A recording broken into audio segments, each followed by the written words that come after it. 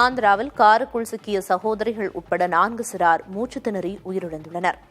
துவாராப்புடி கிராமத்தில் நிறுத்தி வைக்கப்பட்டிருந்த காரில் ஏறி ஒரு சிறுவனும் 3 சிறுமிகளும் விளையாடியுள்ளனர். அப்போது அவர்கள் கார் கதவை பூட்டிக் கொண்டு விட்டதாக தெரிகிறது. மீண்டும் கதவை திறக்க முடியாத நிலையில் 4 மூச்சு திணறி உயிரிழந்துள்ளனர். உயிரிழந்த 4 6 முதல் 8 வயதிற்குட்பட்டவர்கள் என்பதும் அதில் 2 சகோதரிகள் என்பதும் குறிப்பிடத்தக்கது. காசா மீதான முற்றுகையை விலக்கி குறைந்த அளவிலான உணவு உள்ளிட்ட உதவிப் பொருட்கள் அனுமதிக்கப்படும் என இஸ்ரேல் பிரதமர் பெஞ்சமின் நெத்தன்யாகு அறிவித்துள்ளார். காசாவில் பஞ்சம் ஏற்படுவதை தடுப்பதற்காக இந்த உதவிப் பொருட்களை அனுமதிக்கப் போவதாக தெரிவித்துள்ளார். அதேவேளையில் ஹமாஸின் கையில் உதவிப் பொருட்கள் சிக்காமல் இருப்பதை இஸ்ரேல் உறுதி செய்யும் எனவும் தெரிவித்துள்ளார். இது தொடர்பாக செய்தி வெளியிட்டுள்ள இஸ்ரேல் அரசு ஊடகம், தீவிரமான சண்டையை விரிவுபடுத்துவதற்கான செயல்பாட்டு தேவைக்காக இந்த முடிவு எடுக்கப்பட்டுள்ளதாக கூறியுள்ளது. கடந்த 3 மாதங்களாக காசாவை முற்றுகையிட்டு அப்பிராந்தியத்திற்குள் மனிதாபிமான உதவிகள் செல்வதை இஸ்ரேல் தடுத்து வந்துள்ளது.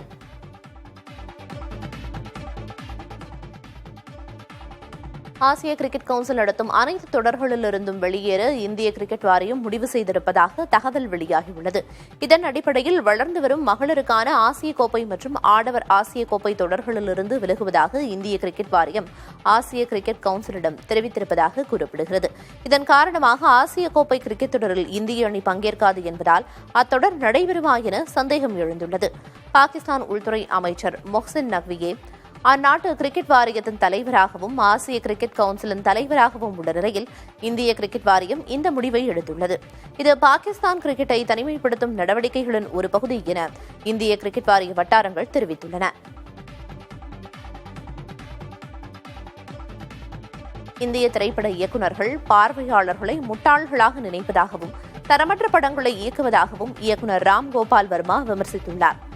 சமீபத்தில் வெளியான mission impossible the final reckoning என்ற ஹாலிவுட் படத்தை பாராட்டி பேசிய ராம் கோபால் வர்மா, ஹாலிவுட்டை போன்ற தரமான படைப்பை இந்திய படங்கள் எட்டுவது கடினம் என்று கூறினார். மேலும் இந்திய இயக்குநர்கள் காட்சி அமைப்பு கொடுக்கும் முக்கியத்துவத்தை கதைக்கு கொடுப்பதில்லை என்றும் குற்றம் சாட்டினார். மத்திய பிரதேச பாஜக தலைவர்களுக்கு அக்கட்சியின் சார்பில் தகவல் தொடர்பு பயிற்சி முகாம் ஏற்பாடு செய்யப்பட உள்ளது. பொதுவெளியில் கருத்து தெரிவிக்கும் போது ஏற்படும் குளறுபடிகளை தவிர்ப்பதற்காக இந்த முகாம் நடத்தப்பட உள்ளது. அண்மையில் கர்னல் சோஃபியா குரேஷி தொடர்பாக அம்மாநில அமைச்சர் விஜய் ஷா கூறிய கருத்து சர்ச்சையை ஏற்படுத்தியது.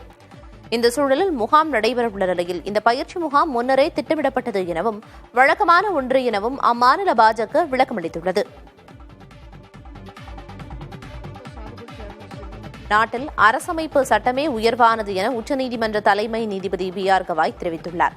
பதவியேற்புக்கு பிறகு முதல் முறையாக சொந்த மாநிலமான மகாராஷ்டிரா சென்ற அவருக்கு நெறிமுறைகளின்படி உரிய வரவேற்பு அளிக்கப்படாதது பேசுபொருளாக மாறியது. இந்த நிலையில் அவர் மும்பையில் வேறொரு நிகழ்ச்சியில் பங்கேற்ற போது முன்னதாக புறக்கணித்திருந்த அம்மாநிலத்தின் தலைமை செயலாளர், மும்பை நகர காவல்துறை ஆணையர் உள்ளிட்டோர் பங்கேற்றனர். நிகழ்ச்சியில் பேசிய BR கவாய், நெறிமுறைகள் விவகாரத்தில் தான் வீண் ஆர்ப்பாட்டமோ அல்லது அதனை பெரிதுபடுத்துவதோ இல்லை, அதனை தெளிவுபடுத்தியதாக கூறினார். நீதித்துறையோ நிர்வாகத்துறையோ எல்லாவற்றுக்கும் மேலாக அரசமைப்பு சட்டமே உயர்வானது என குறிப்பிட்ட BR கவாய், ஜனநாயகத்தின் 3 தூண்களும் இணைந்து பணியாற்ற வலியுறுத்தினார். தேனி மாவட்டம் ஆண்டிப்பட்டி அருகே கோத்தலூத்து கிராமத்தில் காற்றுடன் பெய்த கனமழையால் கொத்தவரங்காய் செடிகள் முற்றிலும் சேதமடைந்தன. விவசாயி ராயர் என்பவருக்கு சொந்தமான நிலத்தில் சாகுபடி செய்யப்பட்ட பயிர்கள் சாய்ந்துள்ளன. இந்த நஷ்டத்தால் வேதனையடைந்துள்ள விவசாயி அரசு நிவாரணம் வழங்க வேண்டும் என்று கோரிக்கை விடுத்துள்ளார்.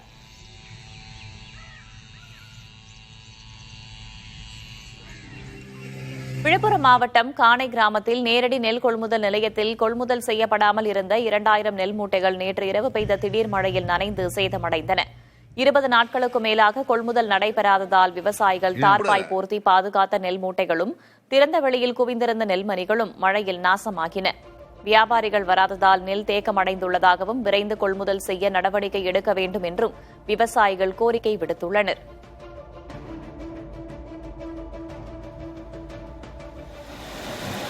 ராமநாதபுரம் மாவட்டம் திருவாடானை அருகே கனமழையால் வீடுகளில் தண்ணீர் சூழ்ந்ததால் மக்கள் அவதியடைந்துள்ளனர்.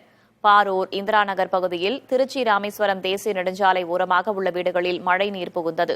வீடுகளை விட்டு வெளியேற முடியாமல் மக்கள் அவதியடைந்து வருகின்றனர். குறிப்பாக அங்குள்ள சிறுவர்கள், முதியவர்கள் சிரமப்படுகின்றனர். தெருக்களில் கழிவுநீருடன் மழைநீர் தேங்கி சுகாதார சீர்கேடு ஏற்பட்டுள்ளது. குடிநீர் மாசுபட்டு தொற்றுநோய் வரவும் அபாயம் உள்ளதாக மக்கள் வேதனை தெரிவிக்கின்றனர். மழைநீர் வடிகால் வசதி இல்லாததே காரணம் என்றும் மாவட்ட நிர்வாகம் நிரந்தர தீர்வு காண வேண்டும் என்றும் வலியுறுத்துகின்றனர். ஈரோடு சிவகிரி இரட்டை கொலை சம்பவத்தில் கைது செய்யப்பட்ட 4 பேரையும் வரும் ஜூன் 2ஆம் தேதி வரை நீதிமன்ற காவலில் வைக்க நீதிபதி உத்தரவிட்டுள்ளார். சிவகிரியில் முதிய தம்பதி கொலை செய்யப்பட்ட சம்பவத்தில் அரச்சலூரை சேர்ந்த ஆச்சியப்பன், ரமேஷ் மாதேஸ்வரன் மற்றும் சென்னிமலையைச் சேர்ந்த ஞானசேகரன் ஆகியோரை காவல்துறையினர் கைது செய்துள்ளனர். பல்லடத்தில் 3 பேரை கொலை செய்ததும் இந்த கும்பல்தான் என்று மேற்கு மண்டல ஐஜி செந்தில்குமார் தெரிவித்துள்ளார்.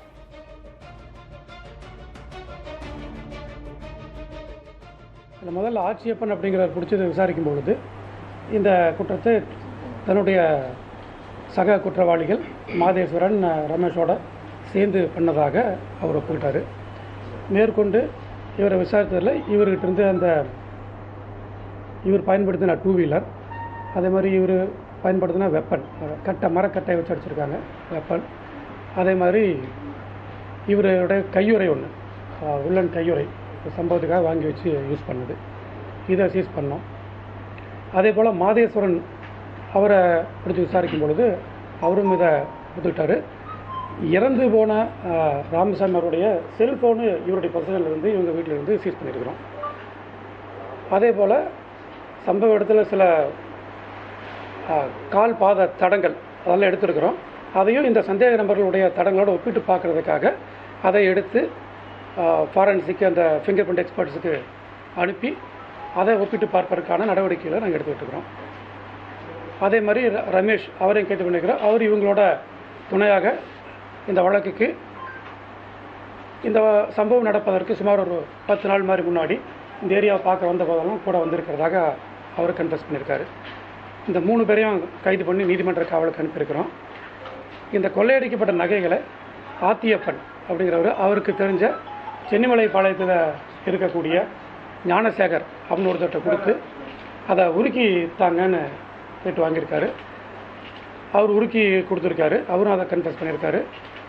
அந்த உருக்கி வீட்டில் ஒளித்து வைக்கப்பட்டிருந்த அதை என்காட்டா இருக்கக்கூடிய நகை சுமார் 82 கிராம் அந்த கட்டி அதையும் ஆத்தியப்பன் வீட்டிலேருந்து சீஸ் பண்ணியிருக்கிறோம்.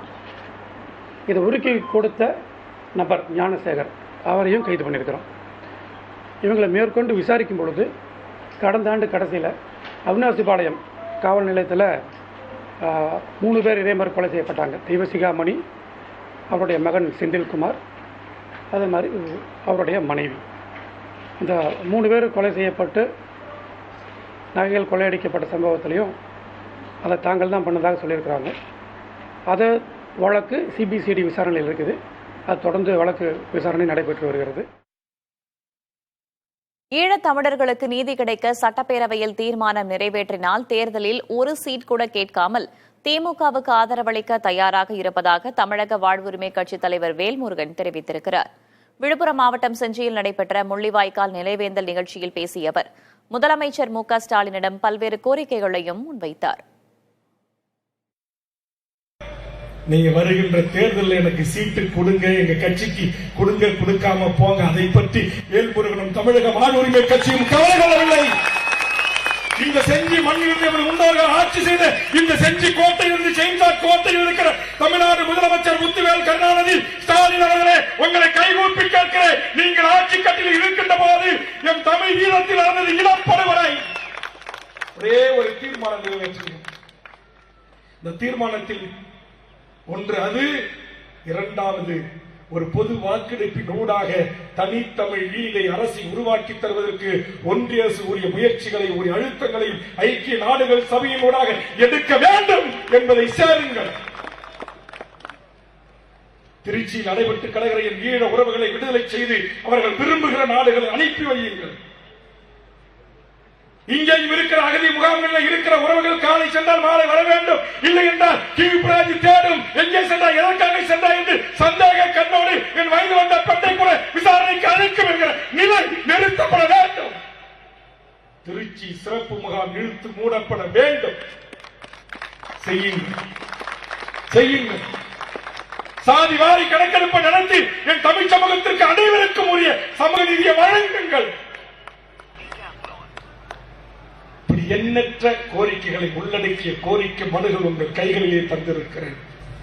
நீங்க இதையெல்லாம் ஒரு சிறப்பு கூட்டத்தொடர் கூட்டி செஞ்சுட்டு நீ சொன்னதை எல்லாத்தையும் செஞ்சிட்ட வேல்முருகா, உனக்கு ஒரு சீட்டு இல்ல, அதுக்கு மேல எந்த சீட்டு இல்ல, நீதான் தமிழ் தேசிய அரசியல்வாதியாச்சே, நீதான் ஈழ ஆதரவாளராச்சே, நீ செஞ்சதெல்லாம் செஞ்சிட்டேன்னு சொல்லுங்க.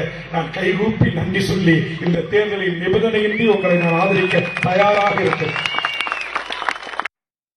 இந்தியாவில் 3 பெரிய பயங்கரவாத தாக்குதல்களுக்கு மூளையாக செயல்பட்ட பயங்கரவாதி பாகிஸ்தானில் சுட்டுக் கொல்லப்பட்டுள்ளார். லஷ்கர் இ தொய்பாவைச் சேர்ந்த பயங்கரவாதியான ரசாவுல்லா நிஜாமானி காலித் என்ற அபு சைஃபுல்லா காலித்தை 3 மர்ம நபர்கள் அவரது வீட்டின் அருகே வைத்து சுட்டுக் கொன்றனர். அபு சைஃபுல்லா காலித் பாகிஸ்தான் அரசில் பாதுகாப்பில் இருந்து வந்தது குறிப்பிடத்தக்கது. அவர் 2001ஆம் ஆண்டு ராம்பூரில் உள்ள சிஆர்பிஎஃப் முகாம், 2005ஆம் ஆண்டு பெங்களூருவில் நடைபெற்ற இந்திய அறிவியல் மாநாடு, 2006ஆம் ஆண்டு RSS தலைமையகம் ஆகியவற்றின் மீது நடைபெற்ற தாக்குதலுக்கு மூளையாக செயல்பட்டிருந்தார்.